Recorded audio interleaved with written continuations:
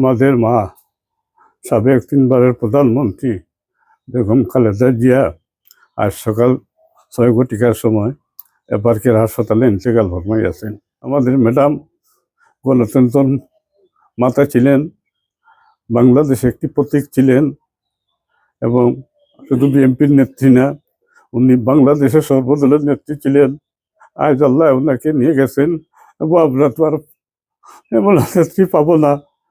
আমাদের বাংলাদেশে এমন নেত্রী আর আসবে কিনা সন্দেহ হইতেছে। বাংলাদেশে একটি প্রতীক, আপনারা জানেন স্বৈরাচার আন্দোলনের সময় ওনার নেতৃত্বে স্বৈরাচার পতন হয়েছিল।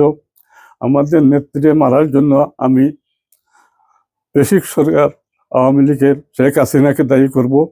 শেখ হাসিনা ওনাকে জেলে নিয়ে অবৈধভাবে মামলা দিয়ে জেলে নিয়ে মিথ্যা মামলায় জেল কাটিয়ে আমার মনে হয় 16 পয়জন দিয়ে এনে জেলের ভিতরে হত্যা করেছে। আস্তে আস্তে ওনাকে হত্যা করা হয়েছে 16 পয়জনের মাধ্যমে।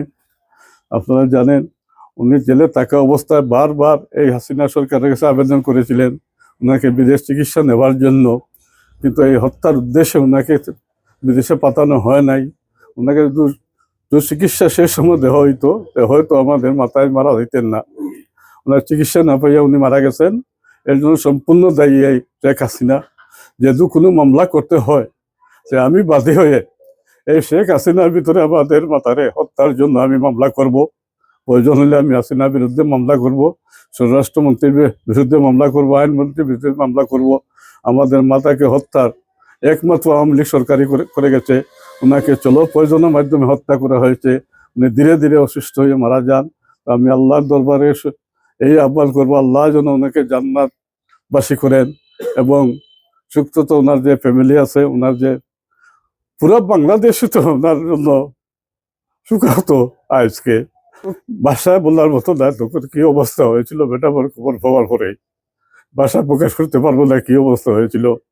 মনে হয়েছে যেন আমরা এই দুনিয়া থেকে চলে যাচ্ছি। আমাদের মা থেকে আমরা চলে গেলে এই মনে কষ্ট হতো না, আমাদের মা চলে যাওয়ার যে কষ্ট হয়েছে আমাদের।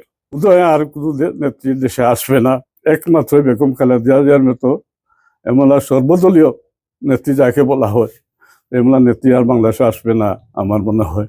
সাধারণ মানুষের একটি প্রতিক্রিয়াতে আমি অনেক সাথে আলাপ করে দেখেছি, এইরকম নেতৃত্ব আর আসবে না।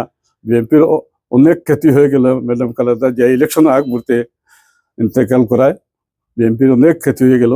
এই ক্ষতি পোষাবে কিনা আমি বলতে পারবো না। একমাত্র ওনার ছেলে আমাদের নেতা তারেক রহমান সাহেব যেহেতু পূরণ করে, তাও সম্পূর্ণ পূরণ করতে পারবে কিনা বোঝা যাচ্ছে না। তো আমরা আশা করবো যতটুকু পারা যায় উনি সেটি পূরণ করবেন। তারেক জিয়া সাহেব তো একমাত্র নেত্রী, এমন মতো নেতৃত্ব আর বাংলাদেশে আসবে না, কোনোদিন তো বোধহয় আর আসবে না। আমাদের এই নেত্রীর মতো নেত্রী আর আমরা পাবো না বাংলাদেশের মাটিতে। আল্লাহ ওনার বেশ নসিব করেন, এই দুয়াই আমি করি।